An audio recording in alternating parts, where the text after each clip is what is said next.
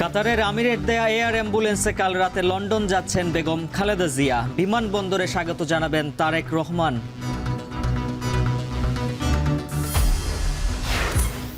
পিলখানা হত্যায় ভারতের সম্পৃক্ততা তদন্ত হবে জানালেন কমিশন প্রধান। খালেদা জিয়াকে ক্যান্টনমেন্টের বাড়ি থেকে বের করতে সেনাবাহিনীকে ব্যবহারের অভিযোগ। শেখ হাসিনার সরাসরি নির্দেশেই গুম করা হয়েছে ট্রাইব্যুনালকে জানালেন চিফ প্রসিকিউটর। 12 জনের বিরুদ্ধে গ্রেপ্তারি পরোয়ানা। যেহেতু এই অপরাধগুলো একটু ডিফারেন্ট নেচারের, গণহত্যার অপরাধের চেয়ে, এই জন্য আজকে ডিফারেন্ট একটি মামলায় তাদেরকে আমরা গ্রেপ্তার দেখানোর জন্য আবেদন জানিয়েছিলাম। এবং রোহিঙ্গাদের কারণে পাসপোর্ট নিতে এখনই বাদ যাচ্ছে না পুলিশ ভেরিফিকেশন, জানালেন স্বরাষ্ট্র উপদেষ্টা। সীমান্ত নিয়ন্ত্রণে থাকার দাবি।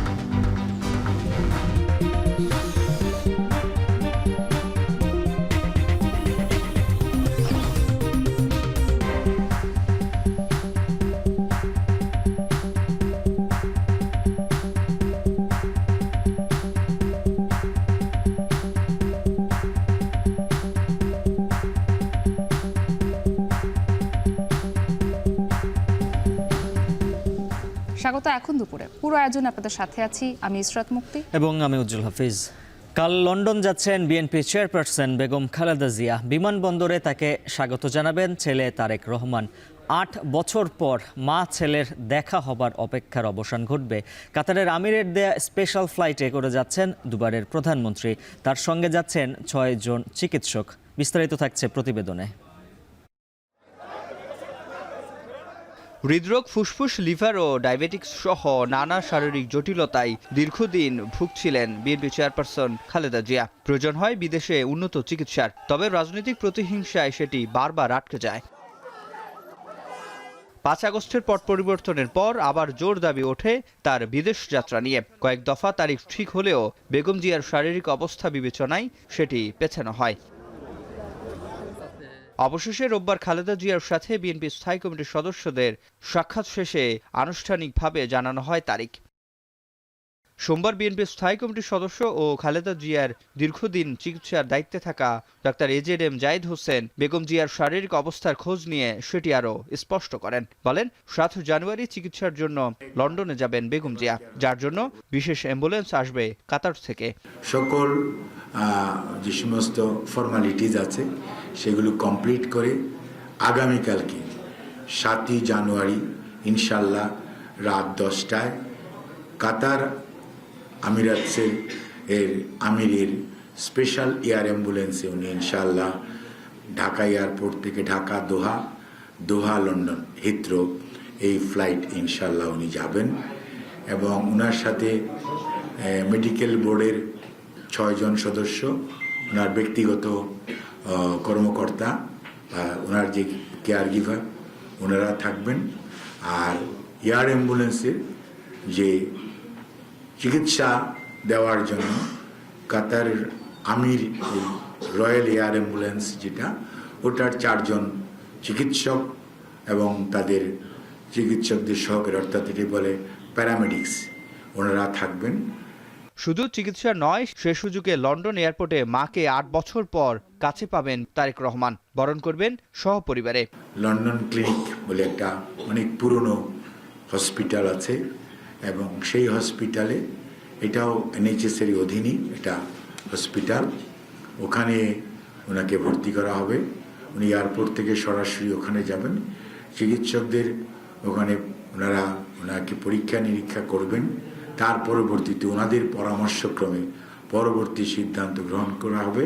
এবং ওখানে ইনশাল্লাহ আমাদের দলের ভারপ্রাপ্ত চেয়ারম্যান জনাব তারেক রহমান, ডাক্তার জুবাইদা রহমান, ওনার সহধর্মিনী, ওনারা এবং আমাদের যুক্তরাজ্য বিএনপি এর থেকে হয়তো 2 জন ওনারা এবং ওনাকে হয়তো এয়ারপোর্টে রিসিভ করবেন এবং ওনারাই ওনাকে ওখানে ওদের হসপিটাল অথরিটির লোক হাসপাতালে আসবে, ওরা ওখান থেকে হসপিটালে যাবে এবং হসপিটালে চিকিৎসাধীন থাকবেন। এবং ওখান থেকেই পরবর্তী চিকিৎসার কী ধরনের হবে সেটা অ্যাকচুয়ালি রিভিউ করার পর পরবর্তীতে বলা যাবে।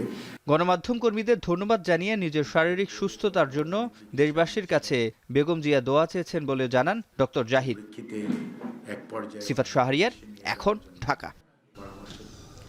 25 ফেব্রুয়ারি পিলখানায় পলাশির ঘটনার পুনরাবৃত্তি ঘটেছিল উল্লেখ করে তদন্ত কমিশনের সভাপতি মেজর জেনারেল ফজলুর রহমান বলেছেন, সেদিন বাংলাদেশ সেনাবাহিনী দাঁড়িয়েছিল আর দেশি বিডিআর সদস্যদের সহযোগিতা নিয়ে বিদেশিরা এসেই হত্যাকাণ্ড ঘটায়। সকালে নিহত সেনা পরিবারের সদস্যদের সাথে মতবিনিময়ে তিনি আরও বলেন, তদন্তের স্বার্থে ভারত শেখ হাসিনাকে ফেরত না পাঠালে কমিশন অনুমতি নিয়ে ভারতে গিয়ে তাকে জিজ্ঞাসাবাদ করবে। হত্যাকাণ্ডের শিকার সেনা পরিবারের সদস্যদের সামনে তদন্তের রূপরেখা তুলে ফজলুর রহমান বলেন, বাংলাদেশের অভ্যন্তরের ঘটনা ও ভারতের সংশ্লিষ্টতার বিষয় দুভাগে ভাগ করে তদন্ত কাজ করা হবে। এ সময় নিহত সেনা সদস্যের পরিবাররা কমিশনের কাছে 3টি দাবি তুলে ধরে বলেন, সেনাবাহিনীকে দুর্বল করতে এই হত্যাকাণ্ড ঘটানো হয়েছে। বিএনপি চেয়ারপারসন খালেদা জিয়াকে তার ক্যান্টনমেন্টের বাড়ি থেকে বের করার জন্য তাদের হাতিয়ার হিসেবে ব্যবহার করার অভিযোগও উঠে আসে। এমন অনেক বিডিআরের সদস্য রয়েছে যাদের কাস্টোডিয়াল ডেথ হয়েছে, খুব অদ্ভুতভাবে কাস্টোডিয়াল ডেথ হয়েছে, এবং এই বিষয় নিয়ে হয়তোবা একটা ইনভেস্টিগেশন, আপনাদের ইনভেস্টিগেশন টিম কথা বলবে। এবং এটাও সত্য যে অনেক হয়তোবা নিরপরাধ বিডিআর সদস্য আছে যারা আসলে অপরাধ করেনি, তবুও তারা ইমপ্রেজেন্ট। যথাযথ সুষ্ঠু বিচার, যেখানে যারা নেপথ্যে ছিলেন তাদের চেহারাটাও যেন বের হয়ে আসে, শুধু আমাদের জন্য না, সারা দেশবাসী এবং সারা পৃথিবীর জন্য। আমার বাবা শহীদ হওয়ার পরে আপনারা জানেন যে আমরা যারা শহীদ হয়েছি এখানে সবার বাবার লাশে 5 দিন 7 দিন বা 2-3 দিন পরে আমরা পেয়েছি। আপনারা কয়জন আছেন যাদেরকে বাসা থেকে টেনে হেঁচড়ে এক কাপড়ে বের করে আনা হয়েছে? আমাদের কি হয়েছে? আমরা বেয়োনেটের খোঁচা খেয়েছি। 3 মাস কি আপনাদের যথেষ্ট হবে? আর আপনাদের কি মনে হয় যে এত মানুষ এখানে জড়িত, involved, with a 7-member commission be enough or adequate to investigate such a large issue? পলাশির পুনরাবৃত্তি হয়েছে, সেখানে আমরা দেখেছি, আমরা পড়েছিলাম 1757 খ্রিস্টাব্দে পলাশির মাঠে কি করে সৈন্যরা দাঁড়িয়েছিল আর লর্ড ক্লাইভের বাহিনী এসে স্বাধীনতা আমাদের ছিনিয়ে নিয়ে গেছে। তার চেয়েও জঘন্য, তার চেয়েও হৃদয় বিদারক ঘটনা বাংলাদেশে ঘটেছে 2009 সালে। আমাদের আর্মি ঠায় দাঁড়িয়েছিল এবং বিদেশিরা এসে দেশি বিদেশি ষড়যন্ত্রকারী মিলে এই হত্যাযজ্ঞ চালিয়েছে। ষড়যন্ত্র যাই হোক, এবার গুম ও বিচার বহির্ভূত হত্যাকাণ্ডের অভিযোগে শেখ হাসিনাকে গ্রেফতারের নির্দেশ দিয়েছেন আন্তর্জাতিক অপরাধ ট্রাইব্যুনাল। একই সঙ্গে সাবেক সামরিক উপদেষ্টা তারিক আহমেদ সিদ্দিকী, বেনজির আহমেদ ও সেনা কর্মকর্তা জিয়াউল আহসান সহ 12 জনের বিরুদ্ধেও গ্রেফতারি পরোয়ানা জারি করা হয়েছে। চিফ প্রসিকিউটর তাজুল ইসলাম জানিয়েছেন, হাসিনার সরাসরি নির্দেশেই গুম হয়েছে। বিস্তারিত জাহিদ হাসানের প্রতিবেদনে। 5 আগস্টের গণ অভ্যুত্থানের পর গঠিত গুম কমিশনের কাছে জমা পড়েছে 1,500-এর বেশি অভিযোগ। গত 15 বছর এসবের অনেক ঘটনায় শেখ হাসিনার সম্পৃক্ততা মিলেছে। তাকে নির্দেশদাতা হিসাবে চিহ্নিত করেছে গুম তদন্ত কমিশন। একই সঙ্গে শেখ হাসিনা সরকারের প্রতিরক্ষা বিষয়ক উপদেষ্টা তারিক আহমেদ সিদ্দিকী, সাবেক সেনা কর্মকর্তা জিয়াউল আহসান, সাবেক আইজিপি বেনজির আহমেদ, পুলিশ কর্মকর্তা মনিরুল ইসলাম ও হারুনার রশিদের নাম উঠে আসে কমিশনের প্রতিবেদনে। গুম করে রাখা আয়নাঘর বা বন্দিশালা থেকে 758 জনের মধ্যে অধিকাংশ ফেরত আসলেও 204 জন এখনও নিখোঁজ আছে বলে জানায় কমিশন। গুম হওয়া ব্যক্তি ও তার পরিবার শেখ হাসিনা সহ অনেকের বিরুদ্ধে আন্তর্জাতিক অপরাধ ট্রাইব্যুনালে মামলা দায়ের করেন। এসব মামলার অভিযোগ আমলে নিয়ে সোমবার বিচারপতি গোলাম মর্তুজা মজুমদারের নেতৃত্বে 3 সদস্যের ট্রাইব্যুনাল শুনানি করে আদেশ দেন। ট্রাইব্যুনাল সাবেক প্রধানমন্ত্রী শেখ হাসিনা সহ 12 জনের বিরুদ্ধে গ্রেফতারি পরোয়ানা জারি করেন। পরে গণমাধ্যমকে চিফ প্রসিকিউটর তাজুল ইসলাম বলেন, আসামিরা যতই শক্তিশালী হোক তাদের গুম ও বিচার বহির্ভূত হত্যাকাণ্ডের দায়ে বিচার করাই হবে। সুষ্ঠু এবং নিরপেক্ষ তদন্ত করে প্রকৃত পারপিট্রেটরদেরকে আইডেন্টিফাই করতে ততটুকু সময় আমরা নেব এবং তাদেরকে এখানে উপস্থিত করার মাধ্যমে আন্তর্জাতিক স্ট্যান্ডার্ড, দেশীয় স্ট্যান্ডার্ড, মানবাধিকার এবং বিচারের সকল স্ট্যান্ডার্ড মেনটেন করে এখানে যাতে একটা বিচার করা যায় সেই জন্য আমরা কাজ করছি এবং আমরা এটা করব। এটাই আজকের দিনে আপনাদের জন্য আমাদের পক্ষ থেকে। এর মধ্যে কয়েকজন সেনা কর্মকর্তা আছে, বিভিন্ন বাহিনীর আছে, নট অনলি সেনা কর্মকর্তা, এখানে প্রধানমন্ত্রী আছে, তারপরে তার নিরাপত্তা উপদেষ্টারা আছে, তারপরে বিভিন্ন বাহিনীর বিভিন্ন পুলিশের কর্মকর্তা ঊর্ধ্বতন আছে। আমি নাম কয়েকজনের বলেছি, যেহেতু বাকিদের নাম আমি বলছি না, কারণ আমাদেরকে গ্রেপ্তারি পরোয়ানাটা জারি করা অর্থাৎ এটাকে কার্যকর করার জন্য ব্যবস্থা নিতে হবে। গ্রেফতারি পরোয়ানা জারি করাকে ন্যায় বিচারে প্রথম ধাপ মনে করে সন্তুষ্টির কথা জানান গুম হওয়া পরিবারের সদস্যরা। শেখ হাসিনা থেকে শুরু করে তারেক সিদ্দিকী এবং বাকি যারা ছিলেন কমান্ডিং অফিসার্স, তাদেরকে প্রথম দিকে মোটা দাগে অ্যারেস্ট ওয়ারেন্টের আওতায় আনা হলো এবং আমার মনে হয় যে ইন্ডিভিজুয়ালি প্রত্যেকটা কেসকেই আনা হবে পরবর্তীতে। এবং আমরা আসলে আইসিটি ট্রাইব্যুনালকে ধন্যবাদ জানাই এবং এই ব্যবস্থাটাকে ধন্যবাদ জানাই, কারণ এই অপেক্ষার আবেদনটা আমাদের কিন্তু বিগত 1 যুগেরও বেশি, যেটার আজকে প্রথম আমরা যে অ্যারেস্ট ওয়ারেন্টের জন্য আমরা দাঁড়াতে পারলাম, বিচারের দাবিতে এই জায়গায় আসতে পারলাম। আমি 17 বছর ধরে দেশে আসতে পারিনি, only because of this Arman. এই জন্য ধন্যবাদ প্রসিকিউশনদের, ধন্যবাদ আইসিটির যারা বিচার করছেন, এবং ধন্যবাদ সেই সকল ইয়োধদের যাদের কারণে আমরা এইখানে দাঁড়িয়ে আজকে আমি কথা বলতে পারছি। আগামী 12ই ফেব্রুয়ারি গুমের অভিযোগে হওয়া মামলার তদন্ত প্রতিবেদন দিতে বলা হয়েছে।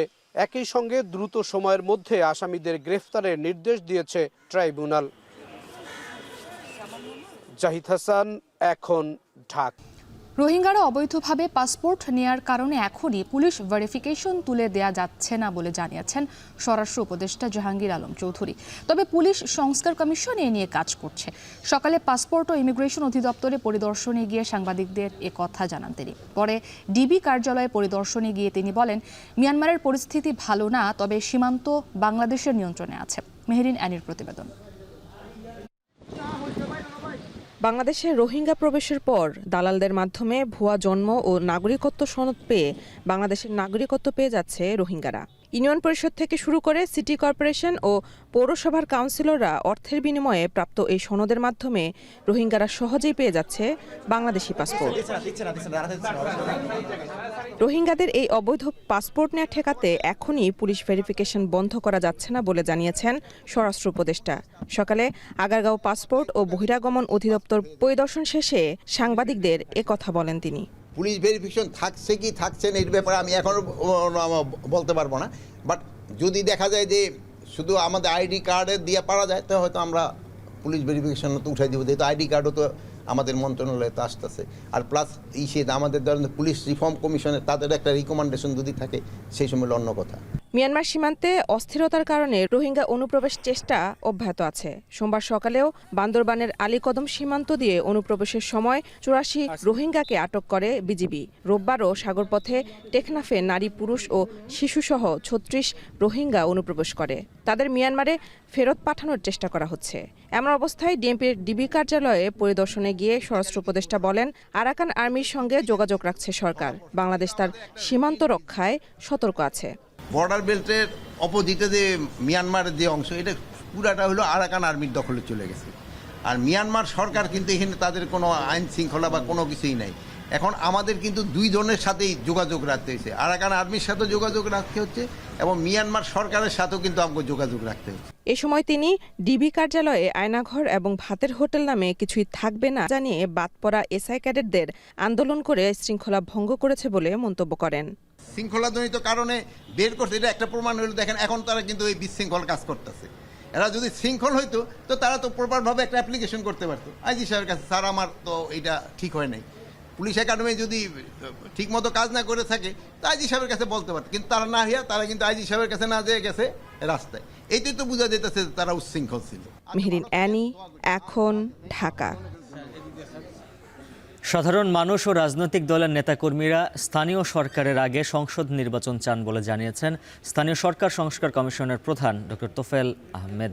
সকালে আগারগাঁওয়ে স্থানীয় সরকার ইনস্টিটিউট মিলনায়তনে কমিশনের সঙ্গে সাংবাদিকদের সঙ্গে মতবিনিময় সভায় একথা বলেন তিনি। জানান, স্থানীয় সরকারের প্রতিষ্ঠান ও জনপ্রতিনিধিদের কাজের উপর এমপিরা যাতে অযাচিত হস্তক্ষেপ এবং নিয়ন্ত্রণ করতে না পারে সে বিষয়ে সংস্কার প্রতিবেদনে সুপারিশ করা হবে। কমিশন জানায় 2021 থেকে 2024 সাল পর্যন্ত স্থানীয় সরকার নির্বাচনে 23,000 কোটি টাকা বেশি খরচ করেছে আওয়ামী লীগ সরকার। সেক্ষেত্রে সংসদ নির্বাচন ও স্থানীয় সরকার নির্বাচন একই সময়ে হলে স্থানীয় নির্বাচনে 600 কোটি টাকায় করা সম্ভব বলে জানান ডক্টর তোফায়েল আহমেদ। লোকাল লেভেলে মতামত খুবই কম। এখন এই মিডিয়ার জাতীয় নির্বাচন এটা কিন্তু ঢাকার লেভেলে আছে, কিন্তু ওই লেভেলে এটা পাইনি। লোকাল গভর্নমেন্টের কাজে হস্তক্ষেপ থাকবে না, থাকা যাবে না। আর তবে কনসালটেশন হতে পারে। 2021 থেকে 24-এর আগ পর্যন্ত লোকাল গভর্নমেন্ট ইলেকশনে খরচ করেছে সরকার 23,000 কোটি টাকা। 23,000 কোটি টাকা যদি আপনি একসাথে ইলেকশন করেন, এই টাকা নেমে আসবে 600 কোটি টাকায়।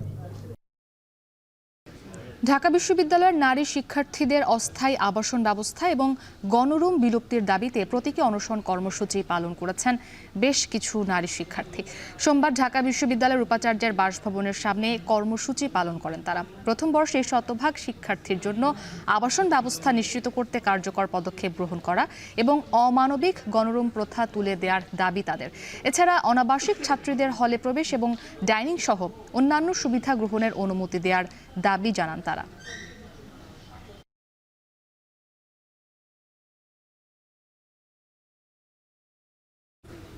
দেশে চাহিদার তুলনায় চাল উৎপাদন বেশি হচ্ছে, এরপরও ব্যবসায়ীদের দাবির প্রেক্ষিতে 2 দফায় চাল আমদানিতে শুল্ক প্রত্যাহার করেছে এনবিআর। তবুও ডিসেম্বরে সরু চাল কেজিতে 8 থেকে 10 টাকা বেড়ে 80 টাকা ছাড়িয়েছে। বেড়েছে মোটা চালের দামও। এজন্য কর্পোরেট কোম্পানিকে দুষছেন খুচরা ও পাইকারি ব্যবসায়ীরা। বিস্তারিত মাঝার মাহবুবের প্রতিবেদনে। ক্ষমতা গ্রহণের পর বাজার নিয়ন্ত্রণে চাল আমদানিতে 2 দফা পুরোপুরি রাজস্ব ছাড় দিয়েছে অন্তর্বর্তী সরকার। এনবিআর বলছে এতে প্রতি কেজি আমদানিকৃত চাল থেকে 25 টাকা রাজস্ব হারাবে সরকার, যদিও এ ছাড়ে কোনো পরিবর্তন নেই বাজারে। গত 25 অক্টোবর 20% শুল্ক কমিয়ে প্রতি কেজি চালে 14.5 টাকা রাজস্ব ছাড় দেয় এনবিআর। এরপর 1 নভেম্বর সব ধরনের শুল্ক প্রত্যাহার করে দাম কমানো হয় আরও 9.5 টাকা। পরবর্তীতে 4 নভেম্বর সরকারিভাবে 5,87,000 টন চাল আমদানির অনুমতি দেয় খাদ্য মন্ত্রণালয়। এ পরিমাণ চাল আমদানি হলে সরকারকে রাজস্ব হারাতে হবে 1,000 কোটি টাকার বেশি। তবে এরপরেও প্রতি কেজি চালের দাম বেড়েছে 8 থেকে 10 টাকা পর্যন্ত। রাজধানীর কাউরান বাজার ও মোহাম্মদপুর সহ বেশ কয়েকটি বাজার ঘুরে দেখা গেছে ডিসেম্বরের কয়েক সপ্তাহে প্রতি বস্তা সরু চালে দাম বেড়েছে 200 থেকে 250 টাকা, যাতে খুচরা পর্যায়ে কেজিতে 8 থেকে 10 টাকা বেড়ে দাম ছাড়িয়েছে 80 টাকা। মোটা চালের দামও সর্বনিম্ন 60 টাকা। আমদানি না করলেও দাম নিয়ন্ত্রণ সম্ভব জানিয়ে খুচরা ব্যবসায়ীরা দায় দিচ্ছেন কর্পোরেট কোম্পানির ঘাড়ে। একজোট হয়ে ওরা সবাই এখন বৈশা দাম নির্ধারণ করে যে আমরা এই রেটে মাল ছাড়বো। 1000 টাকা মন কিনলো, আর হচ্ছে গ্রুপ অফ কোম্পানিজগুলো করে কি 1200 টাকা মন কিনে। কেন কিনে তারা? তাদের হচ্ছে লিকুইডিটির অভাব নাই। বড় বড় কোম্পানিরা চাপ দিলে আর সরকার যদি চাল কিছু আমদানি করে অবশ্যই চালের দাম কমে দেবে। বিবিএস বলছে দেশে 3.5 কোটি টনের কিছু বেশি চাহিদার বিপরীতে চলতি বছর চালের উৎপাদন 4 কোটি টন ছাড়িয়েছে। এর মধ্যে খাদ্য মন্ত্রণালয়ের তথ্যমতে বন্যায় 11,000 টন নষ্ট হলেও উৎপাদন চাহিদার তুলনায় বেশি। এরপরেও বাজার নিয়ন্ত্রণে আমদানির অনুমোদন দিয়েছে সরকার। রাজধানীর গুদাম মালিকরা বলছেন ধানের দাম বৃদ্ধি আর কর্পোরেট কোম্পানিগুলোর প্রতিযোগিতায় ঊর্ধ্বমুখী চালের বাজার। অপরদিকে দেশের তুলনায় খরচ বেশি পড়ায় ভারতের চাল আমদানিতে আগ্রহী নন ব্যবসায়ীরা। তখন কম্পিটিশন করে যখন ধান কিনতে যায় অটোমেটিক ধানের বাজারটা বাড়ে। তো ধানের বাজার যখন বাড়ে চালের বাজারটা বাড়ে। যেগুলো কর্পোরেট আছে অনেকগুলি কোম্পানি, বাংলাদেশে যত বড় বড় কোম্পানি তাদের মার্কেট আছে, যাদের অটো রাইস মিল আছে তাদেরও আপনার কম্পিটিশন দিয়ে ধান কিনে, যে ইন্ডিয়া থেকে বা অন্যান্য দেশের থেকে মাল নিয়ে আসলে সেই তুলনায় আমাদের চালের বাজারটা আরও কম বিনিময়ে। এদিকে এনবিআর 5 লাখ টনের বেশি চাল আমদানির অনুমোদন দিলেও আমদানি হয়েছে মাত্র 11,000 টন। শুল্ক কমানোর পরও কেন এই আগ্রহ? তাহলে কি বাস্তবতা না বুঝেই বাণিজ্য বিভাগ ও ব্যবসায়ীরা দাম কমাতে শুল্ক কমানোর দাবি জানিয়েছিলেন? তারা কিন্তু এক্সামশনটা এনবিআরকে দিতে বলছে।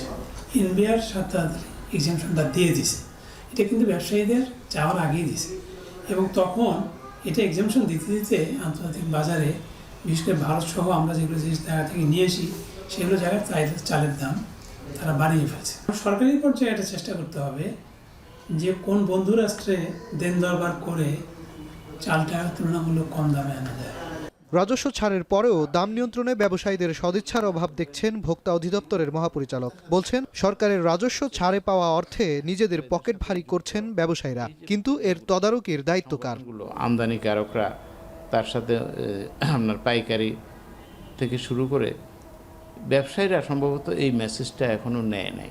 হয়তো বা চাপ সৃষ্টি যদি না নিতান্ত প্রয়োজন মনে হয় যে আর হচ্ছে না, তখন হয়তো গভর্নমেন্ট নানা অন্যভাবে যাবে। বর্তমানে এক মৌসুমে সরকারি গুদামে চালের মজুত সক্ষমতা নেমেছে মাত্র ৮ লাখ টনে। অপরদিকে চাল মজুত করায় প্রতিযোগিতায় নেমেছে কর্পোরেট কোম্পানিগুলো, যার ফলে চাহিদার তুলনায় চালের উৎপাদন বেশি হওয়ার পরেও চালের দাম নিয়ন্ত্রণ সরকারের হাত ফসকে ব্যবসায়ীদের হাতেই থেকে যাচ্ছে বলে মত সংশ্লিষ্টদের। মাজহার মাহবুব, এখন ঢাকা। শীত মৌসুমে চারপাশে বাজছে বিয়ের সানাই। যৌথ জীবনের গল্প রাঙাতে কেনাকাটা, সাজসজ্জা, আপ্যায়ন কোনো কিছুই বাদ পড়ছে না। দিনে দিনে বেড়েছে বিয়ের আয়োজন ও অর্থনীতির পরিধি। ব্যবসায়ীরা বলছেন ঊর্ধ্বগতির এই বাজারে খানিকটা ছোট হচ্ছে কেনাকাটার তালিকা। অর্থনীতিবিদরা বলছেন বিয়ের সঙ্গে বাণিজ্য যুক্ত হলেও আয়োজনের পুরনো রীতি যেন থাকে অমলিন। সাজিদ আরাফাতের প্রতিবেদন।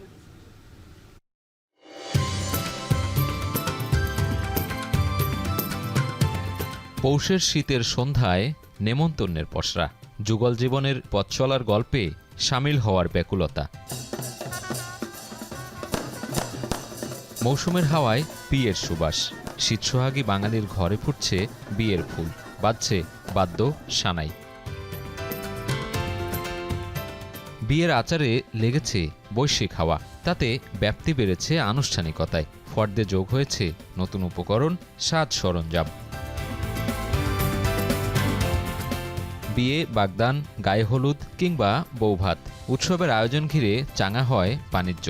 বেনারসি থেকে শেরওয়ানি, স্বর্ণালঙ্কার, বরকনের সাজসজ্জা আর আপ্যায়ন ঘিরে অনুষঙ্গের শেষ নেই। কিন্তু তাতে কি ঝাপটা লাগেনি মূল্যস্ফীতির বৈরী হাওয়ার? এখনকার সময় হচ্ছে কি যে বিয়েটা থেকেও না আপনার সারাউন্ডিং যে খরচ যেগুলো অ্যাড হচ্ছে, ফটোগ্রাফি হোক, তারপর হচ্ছে আপনার ডেকোরেশন হোক, ইভেন্ট ম্যানেজমেন্টে যেগুলো হচ্ছে, এগুলো এখন এক পর্যায়ে এখন বিলাসিতা পর্যায়ে চলে গেছে। বানাটার প্রাইস হচ্ছে সর্বনিম্ন হচ্ছে আপনার 2000 থেকে 8000 পর্যন্ত সর্বোচ্চ, আর সেলের ক্ষেত্রে আপনার 5000 থেকে 50000 পর্যন্ত সেল। সব কিছুরই দাম বাড়তি, তো প্রচুর পরিমাণ বাজেট নিতে হইতেছে আদার সাইডে।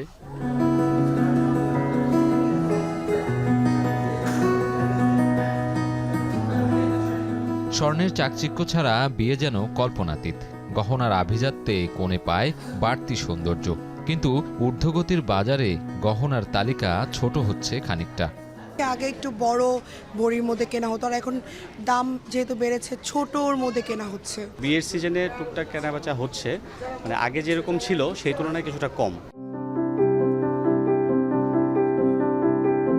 বিয়ে বাণিজ্যের কারিগর বাড়ছে দিন দিন। নানা পেশার মানুষের জীবিকার পরিসর বাড়িয়েছে বিয়ে।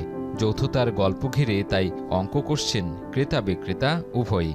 দেশের বাজার সম্পর্কে আমার ততটা ধারণা নাই, তারপরেও যে টাকা আমি বাজেট নিয়েছি তো হচ্ছে না আর কি। বিয়ে পারপাসে বেনারসি আমাদের মানে সব রকম, আপনি চাইলে 5000 থেকে শুরু করে আমাদের কাছে 50-60 হাজার টাকা পর্যন্ত পিওর রিয়েল বেনারসি, যেটা কেউ চায় যে আমি যেমন অনেক বড় বড় সেলিব্রিটিরা আমাদের এখান থেকে নিয়ে যায়। আনন্দ আয়োজনের নেমন্তন্নে থাকে নানা পদের পসরা। অতীতে বাড়ির উঠোনের এই আহার আয়োজন গড়িয়েছে কমিউনিটি সেন্টারে। আপ্যায়নের ভিন্নতার সাথে বেড়েছে ব্যয়ও। দ্রব্যমূল্যের ঊর্ধ্বগতির কারণে ধরেন যে আগে যে প্রোগ্রামটা 400 লোকের হতো সেটা এখন 200 লোকের করতেছে। গেস্টের পরিমাণটা তারা কমায় নিয়ে আসছে। আমি জানি না এটা নানান রাষ্ট্রীয় কারণেও হইতে পারে। ভাড়া কত, আবার ওই খাবারের কত, আমি এগুলি আর এখন বুঝতে চাই না। তারা এখন ওই প্যাকেজ কথাই চিন্তা করে। বিয়ের অর্থনীতির পরিধি বাড়ছে দিন দিন। Destination wedding, wedding planner, event organiser আর ছবির কবিরা পরিসর বাড়িয়েছেন নিজেদের। ক্যামেরার লেন্সে বন্দি রাখার প্রাণান্ত এই চেষ্টায় কর্মসংস্থান আর আর্থিক সচ্ছলতা এসেছে তরুণদের। ঢাকার বাহিরে বেশি নক পাচ্ছি ইদানিং, কিন্তু নর্মালি আমরা হচ্ছে ঢাকাতেই ম্যাক্সিমাম সার্ভিস দিয়ে থাকি। আর মিডল ক্লাস ফ্যামিলির যারা আছে তারা অনলি ফটোগ্রাফিটা বেশি চুজ করতে চায়, আর যারা একটু পশ আছে তারা হচ্ছে কম্বো নিচ্ছে। যখন আরও সময় যাবে ওয়েডিং ফটোগ্রাফিটা ইন্ডাস্ট্রিটা আরও বড় হবে, মানুষ দেখবে। যৌথ জীবনযাপনের সামাজিক স্বীকৃতি বিয়ে। কালের বিবর্তনে বিয়ের আনুষ্ঠানিকতায় এসেছে নানা পরিবর্তন। সামাজিক রীতিনীতির বাইরে গুরুত্ব পাচ্ছে বিয়ের বাণিজ্যিকীকরণ।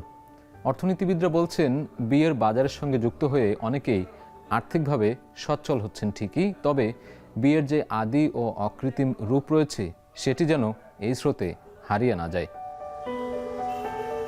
সামাজিক দিক থেকে দেখি এবং পারিবারিক দিক থেকে দেখি, তাহলে আমি মনে করব যে এটার মধ্যে একটা বাণিজ্যিকীকরণ হয়েছে এবং এটার মধ্যে আগে যেরকম একটা প্রাণ ছিল, পারিবারিক প্রাণ, তারপরে আমরা যে পাড়ায় মহল্লায় মানুষ হয়েছি তার যে একটা প্রাণ, সেই প্রাণটা আর নেই।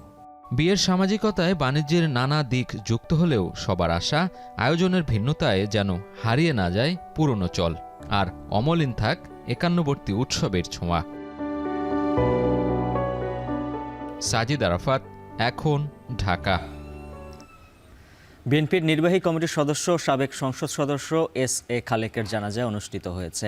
সোমবার দুপুরে দলটির প্রধান কার্যালয় নয়াপল্টনে জানাজায় অংশ নেন দলের নেতাকর্মীরা। এর আগে শেষ শ্রদ্ধা জানানো হয় তাকে।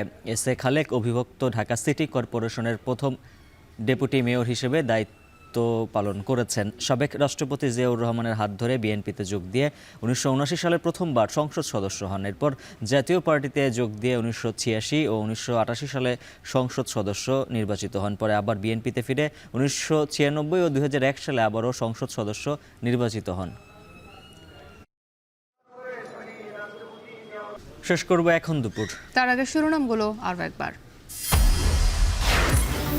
কাতারের আমিরের দেয়া এয়ার অ্যাম্বুলেন্সে কাল রাতে লন্ডন যাচ্ছেন বেগম খালেদা জিয়া। বিমানবন্দরে স্বাগত জানাবেন তারেক রহমান।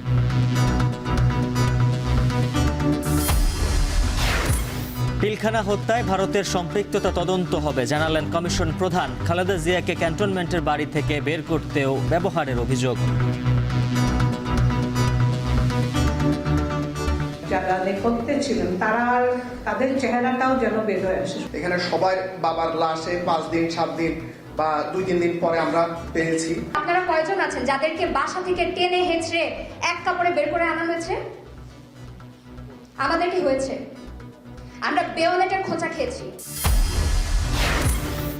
শেখ হাসিনার সরাসরি নির্দেশেই গুম করা হয়েছে ট্রাইব্যুনালকে, জানালেন চিফ প্রসিকিউটর। 12 জনের বিরুদ্ধে গ্রেপ্তারি পরোয়ানা। যেহেতু এই অপরাধগুলো একটু ডিফারেন্ট নেচারের, গণহত্যার অপরাধের চেয়ে, এই জন্য আজকে ডিফারেন্ট একটি মামলায় তাদেরকে আমরা গ্রেপ্তার দেখানোর জন্য আবেদন জানিয়েছিলাম। রোহিঙ্গাদের কারণে পাসপোর্ট নিতে এখনই বাদ যাচ্ছে না পুলিশ ভেরিফিকেশন, জানালেন স্বরাষ্ট্র উপদেষ্টা। সীমান্ত নিয়ন্ত্রণে থাকার দাবি। আর এই ছিল এখন দুপুরের আয়োজন। এখন টেলিভিশন ওয়েবসাইটে দেখতে ভিজিট করুন এখন.tv। এছাড়া ফেসবুকে দেখতে ভিজিট করুন facebook.com/tv.এখন এবং ইউটিউবে সরাসরি দেখুন youtube.com/c/echontv-তে।